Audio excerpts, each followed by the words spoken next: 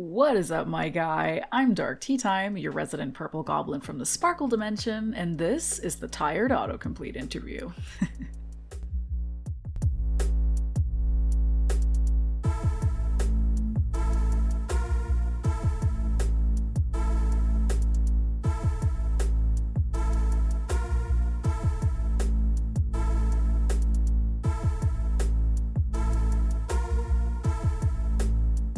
Alrighty, what have we got here? First up, let's see.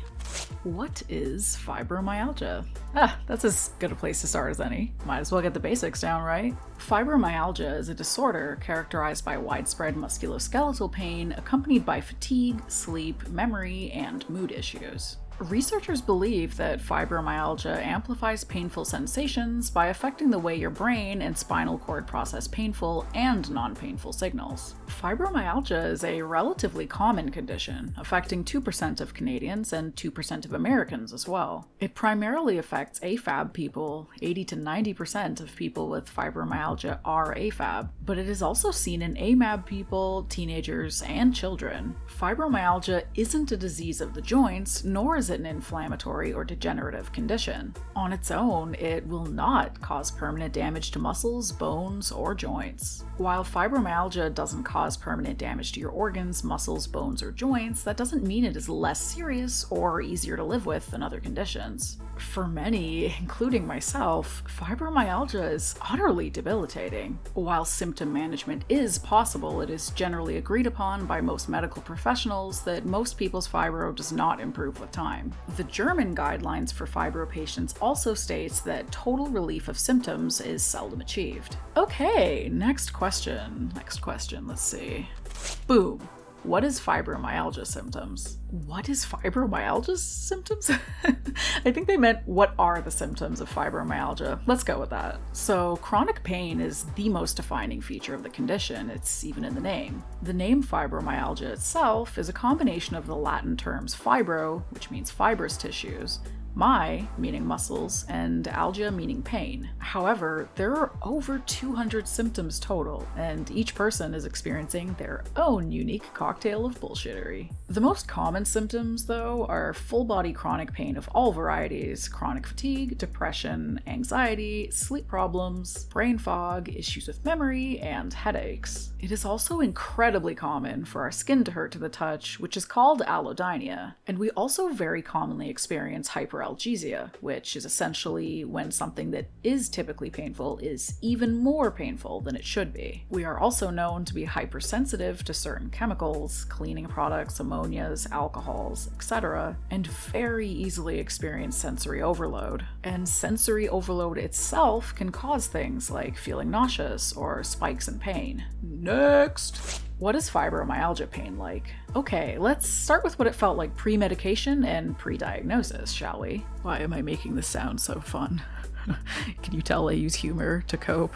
In my first year of having fibro, I constantly felt like I was slowly being crushed to death by an insanely heavy weight, and that my bones were creaking under the pressure. I was so tired that I would randomly be falling asleep all over the place throughout the day. If I wasn't falling asleep, I'd kind of just be catatonic and stuck lying down in a daze. My body was forcefully shutting down from being in so much pain, like my body literally couldn't handle being awake. Thinking was incredibly difficult. I often felt like I was locked off from my own brain, which even made talking difficult at times. Because my skin hurt to the touch, lying in bed felt like I was lying on a bed of nails. And lying down was the least painful way for me to exist, so I spent a lot of time doing just that. Don't mind me. Just casually lying on a bed of nails. I got a thick foam mattress topper eventually, and this solved the bed of nails issue. Walking was very difficult. I was so stiff that I was limping quite badly and had to always be reaching for walls or furniture to stabilize me, or having help from the people I live with to move from room to room. I was generally very shaky, and sometimes that shakiness turned into convulsing. I had these weird feelings in specific areas where I felt like my nerves were dancing around and it felt cold. Almost like something was wriggling under my skin. And speaking of cold, my temperature regulation was completely off. I'd be hot, then cold, then hot, then cold, and parts of me often just went numb for no reason. And that's only about half of what I was experiencing. I still experience all the same things I just mentioned, except now it's dialed down by about half, sometimes 75% on rare occasions if I'm lucky. But even with the big reduction in symptom severity, I'm still suffering a lot. I can't sit up for too long because the longer I sit up, the more my pain rises. I can't stand for too long because that makes me dizzy and faint. I can't walk for too long either because that also raises my pain levels, and my chronic fatigue makes me need to nap after almost any physical exertion. My wrists are really pained when I use them for pretty much anything. Oh, and I feel like I have the flu all the time. It's hard to describe, but that general feeling of being unwell where you kind of just feel sick and feverish and weird, it's like that. So yeah, that's a thing. There's constant, deep, dull aching, random stabbing pains, burning pain, nerve pain. My whole body feels like a bruise to the touch. If I look at screens for too long, it feels like my eyeballs are being stabbed with needles. What else? Sciatic pain. Weird pulsing pain in my head. Oh, sometimes it feels like I'm being electrocuted, so random shock pains, stuff like that. When I list it all out like this, I suddenly realize, like, shit, man, I really am going through a lot, huh? It's become my new normal, so as much as I do feel like garbage every day, I sometimes doubt the severity of it because I'm just so used to it, Next we got... What is fibromyalgia classified as? Fibromyalgia is typically referred to as a syndrome or disorder, but I've heard the doctors and nurses who have cared for me in the past refer to it as a disease as well. Wikipedia refers to it as a chronic disorder of unknown etiology characterized by pain, stiffness, and tenderness. Etiology meaning the study of causes and origins. So basically, we know it's a thing, it's a shitty thing, but we don't know what category to officially place it in, so it's a shitty little mystery. What is fibromyalgia caused by? While some people develop it seemingly out of nowhere, there is a strong connection between trauma and fibromyalgia. Most people who suffer with the affliction have survived infections, bodily trauma, and emotional trauma. According to my rheumatologist, when he diagnosed me, I had a ridiculous amount of events that could have triggered it. I'm not saying any of this for anyone to feel bad for me, I'm just sharing to prove a point.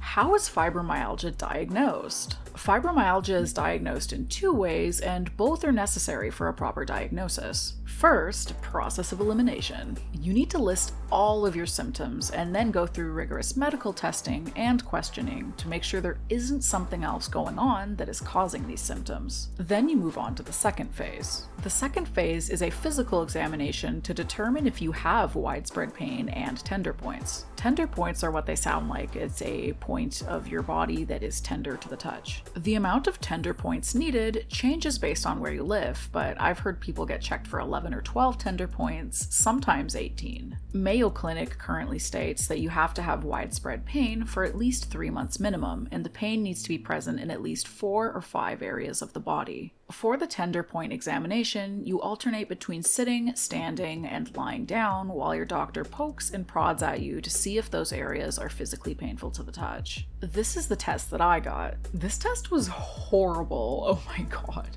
When your whole body feels like a bruise and someone's just digging into your skin everywhere for a long time, it makes me sick to think back on. I also felt sorry for the specialist who was performing the test on me, because he looked like he felt so bad about causing me so much pain. He was also utterly horrified by the fact that every single spot he pressed had me in abject agony. After the test, he stood back and took a deep, shaky breath and said, "Well, I think it's safe to say you have fibromyalgia. Not only do you have all the expected symptoms, you have them all quite severely. You would need 11 tender points to be diagnosed, and your entire body is a tender point." So yeah, apparently I was one of, if not the worst case of fibro he's ever seen. Say what you want about me, but you can never say I'm an underachiever. Even in the being sick department, I apparently did the absolute most. And again, I share this not for sympathy, but to raise awareness of how debilitating this condition can be. It took about 2 years until I was properly diagnosed. In the first year, I was diagnosed by someone who didn't want to put it down on paper. A year and a half in, I got diagnosed by someone else at a clinic, but people don't take clinic diagnoses very seriously. And then 2 years in, I got diagnosed by a specialist who could confirm, without a doubt, I had the condition. Is fibromyalgia real? Yes! Jesus fuck Christ, yes. Because it doesn't show up in blood work, x-rays, or ultrasounds, some doctors and randos alike think that fibro isn't real. But God, is it ever? I wish it wasn't real, then I wouldn't feel like ass all the time. A lot of people incorrectly refer to it as a catch-all diagnosis for when the doctor can't figure out what's wrong with you, and suggest that you keep going for testing until someone figures out what's really going on. But that line of thinking left me in severe suffering for years, acquiring significant medical trauma because I was endlessly going in and out of the hospital, only to be told I was healthy and fine while I literally felt like I was dying. I thought I was dying, and they all thought I was a hypochondriac until I could finally see that specialist that I fought to see that made my diagnosis official. So getting a diagnosis can be a real ordeal, especially since a lot of doctors don't think it's real for some stupid reason. Remember how I said earlier that I was diagnosed by someone who didn't want to put the diagnosis on paper? That was a doctor at the hospital. He came into the room I was sitting in, closed the door behind him so no one could hear him, and softened his voice and said, "Basically, all roads are pointing to what we call fibromyalgia," he said as he used mocking finger quotes and rolled his eyes. So he continues and says, "Except just between me and you, I don't think it's real. If you ask me, all these people whining and carrying on about their fibromyalgia would all feel better if they got off their asses and did something with their lives. Have you ever thought of that?" I explained to him that I thought about going out and living a normal life all the time, but my pain and symptoms were so bad that I could barely function. I was sitting there, literally shaking from the pain and twitching. My hair was a mess, I had dark circles under my watery eyes. He looked at me like I was ridiculous, waved his hands dismissively, and said, "Here's what you're gonna do. You keep coming to the hospital, telling us your symptoms, and wait for us to find out what's really wrong with you, because I won't diagnose you with something that isn't real." So I kept coming in, and the next time I saw him, he sat down with me, sighed, and said, "Why are you here? Why would you choose to come here on a beautiful Sunday? Didn't I just see you?" I reminded him that he told me to keep coming back and that I still felt terrible and couldn't function. He scoffed and said, "Okay, well, here we are. What do you want me to do exactly?" I told him that if he wouldn't help me, he had to refer me to someone who would, preferably a specialist. I told him that I couldn't live like this anymore. He rolled his eyes, stomped out, and came back and begrudgingly told me I was now on a wait list to see that specialist I mentioned earlier. If you are suffering like I was, don't be afraid to put your foot down and demand what you need.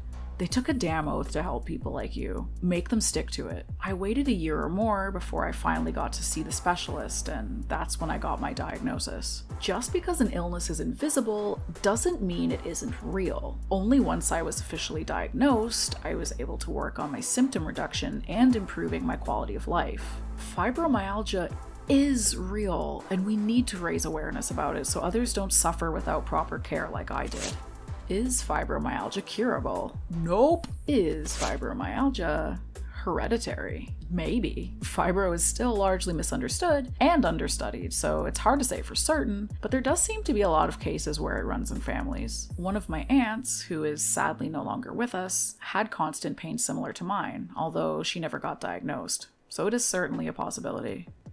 Is fibromyalgia a disability? It is for me. Some people are comfortable with claiming that identity and others aren't. Some people prefer the term chronically ill. I use both. My fibromyalgia, as I said before, is debilitating. I rely on mobility aids and medical braces and splints and medication. My experiences overlap so greatly with the disabled people I've met and all the disabled people I've read disability justice texts from, even with other disabled YouTubers. And my symptoms mirror that of other widely accepted disabilities. So in my opinion, yes, it is a disability. If you have fibromyalgia and you have a very very mild case and you feel it doesn't disable you at all, then you are free to not call yourself disabled. But it is a disability for me, and I hope that you respect that. I should also mention that it is really hard to get official disability status with fibro, because like I mentioned earlier, many doctors and nurses don't believe it's real, so it's harder to find someone that will bat for you.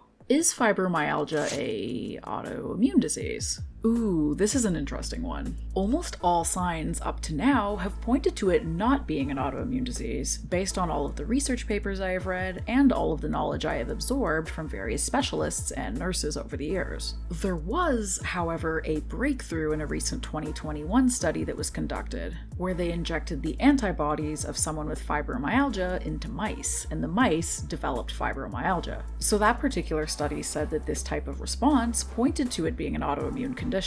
What makes it even more interesting is that every patient they tested for these specific antibodies had them, and that they were able to cure the mice of fibromyalgia by introducing healthy antibodies into their system. This is major, because with this knowledge, we might be able to finally diagnose people by way of blood test. And we might also be on track to discovering better treatments. But for now, this is the only proof I know of that points to it being an autoimmune condition, so most medical professionals are sticking with the current belief that it is the brain and spinal cord misinterpreting signals.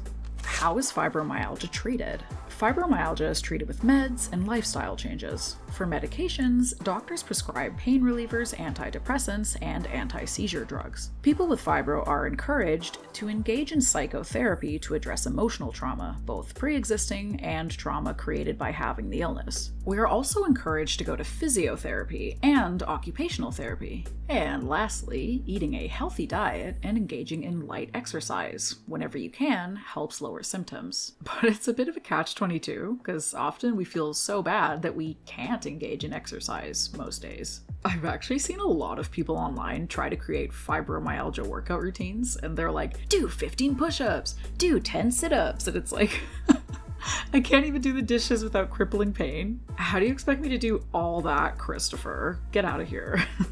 How is fibromyalgia different from arthritis? Okay, so fibro, I'm tired of saying the whole last word, is widespread pain and tenderness throughout the entire body, and it doesn't cause damage to any organs or body parts. It is also not an inflammatory condition, whereas arthritis is an inflammatory condition where you have problems with your joints, bones, and muscles. And it can even damage the integrity of your body parts. Arthritis pain is also usually central to just the affected areas, not full body pain like fibro. Why is fibromyalgia so painful? I don't know, man. It just is.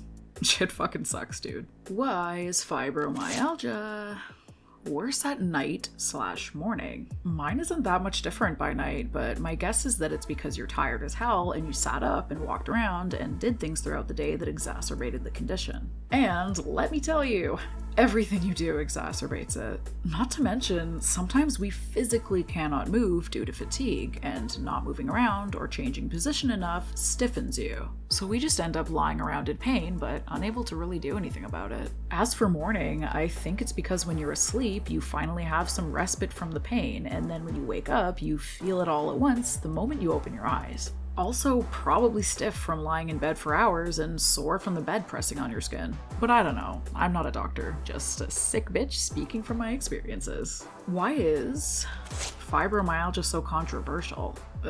Because there's a lot of doctors, nurses, and people in general who have to see something to believe it, and our tests typically come back as healthy despite being in complete and utter suffering, so those who only trust what the tests say think we're making it up for attention or whatever other BS these judgmental asshats think. Because if our blood work, our x-rays, and our ultrasounds say we're a-okay, they trust the tests more than they trust us, even if we're sitting right in front of them, visibly suffering. Even though a brain that is improperly processing sensory stimuli would not show up in those tests anyway. And that's it for the board. Ugh, my fingers are hurting from pulling all those little tabs. Now for a bonus round with no little sticker dudes to worry about. A couple subscribers asked questions, so let's get to reading their questions and giving them some damn answers. First question is from Matthew Kingpin, who asked, What are some of the triggers for flare-ups that you're aware of, either in general or personal to yourself? Ooh, good question. I have a bunch of really specific ones, so maybe sharing them will help others. Firstly, food triggers. Boy, I have a lot of those. After much experimenting and carefully scrutinizing ingredient lists on products and stuff, I discovered that MSG, gluten, high salt content, and high sugar content all flare up my pain. Natural sugars in fruit seem to be fine, but any other kind of sugar wreaks absolute havoc on me. Coffee is another one, regular or decaf. There's something about it that sets me off really bad, which sucks because I love the taste of coffee. In an alternate universe, I am light coffee time instead of dark tea time. Dumb jokes aside, I read online that it might be the acidity that is naturally present in coffee. High-carb foods flare my fatigue, so if I have a big bowl of oatmeal, for example, it will put me to sleep. And large food quantities in general, actually, sometimes just digesting a lot of food will shut me right down because the energy it takes to digest said food just sucks the life out of me. Next, regular NSAIDs, non-steroidal anti-inflammatory drugs, so like Tylenol, Advil, Motrin, that kind of stuff. They either don't help my pain in the slightest, or in the case of the last time I took one, it caused a 4-hour pain flare so bad I couldn't move from lying down flat on my back. It was so bad. There is one NSAID I use now that is meant for people who have a high enough pain level that opiates would typically be prescribed for them, but it is opiate-free. It's supposed to give relief for those suffering from high pain without giving them an addiction since it's not addictive. Fibro is not an inflammatory condition like I said earlier, but this one works for people suffering from non-inflammatory pain as well for some reason. Another one is sensory triggers, so chemical sensitivity, sensitivity to light, sensitivity to stimuli.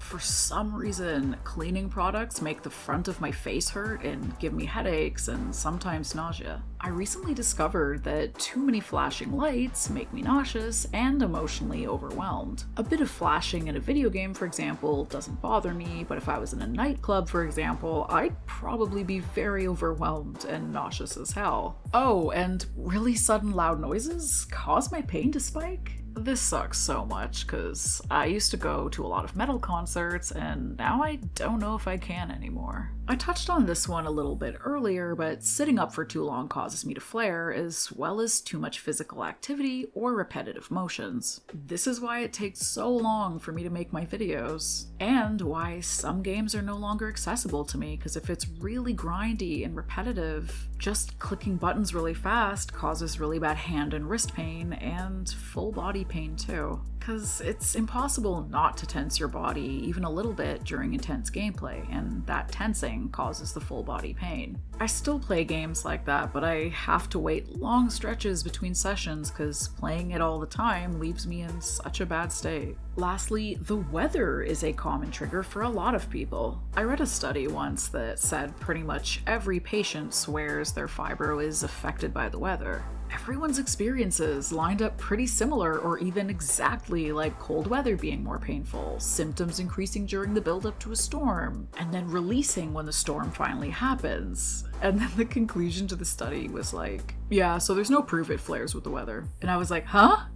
Are you kidding me? And I lied. This is the last point. Stress is a huge trigger for me and every person I've spoken to with fibro. The second question is from Portia Lindahl. Portia Lindahl asked, was there any internal struggles with accepting disability into your identity? For me, I kind of struggled with seeing myself as disabled and still do sometimes, despite my conditions impacting my day-to-day life and needing to use mobility aid full-time because of them. Apologies if it's treading on sensitive territory, just curious since it's an experience I'm wondering if others had. Another question would also be, what inspired you to open up publicly about it too with your videos? Kind of broad, but I'd love to hear. First off, this is not too personal at all. This is exactly the kind of stuff I wanted to address. Yeah, it was a struggle for a bit to accept disability into my identity, for sure. In the first year, I was suffering so much, more than I've ever suffered physically in my entire life. I had no idea why I went from being totally fine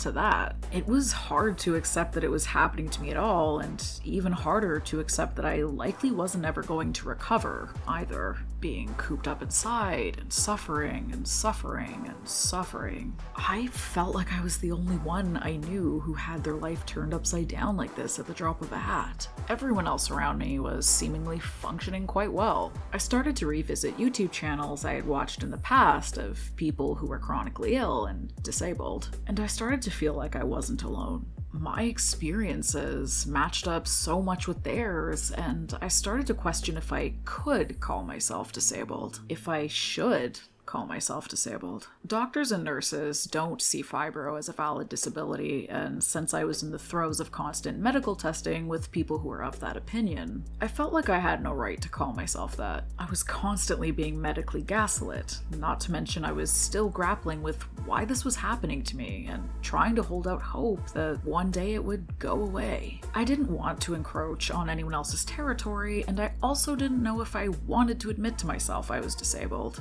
Ableism is a hell of a thing. Even if I disagreed with those notions, it still felt shameful. Fast forward, and I started finding strength by listening to other disabled people's stories and their struggles and their triumphs. So much of what I was experiencing matched up with them, and I started feeling like I was part of a community instead of suffering alone. And then I got officially diagnosed and told I would probably never recover. At this point, I was like, fuck it. Yeah, I'm disabled. I'm just gonna own it. As for what inspired me to open up publicly about it, I was inspired by other disabled creators. I found solace in them and their content, and I realized someone else might find solace if I made my own content too. Plus, I wasn't seeing many disabled creators talk about disability from like the standpoint of geek stuff, and there's so little info about fibromyalgia out there that I wanted to spread awareness too. And I was practically becoming a shut-in, so I really wanted to connect to the world outside somehow. Okay, so that's about it. This was supposed to be uploaded for Fibromyalgia Awareness Day, which was sadly May 12th.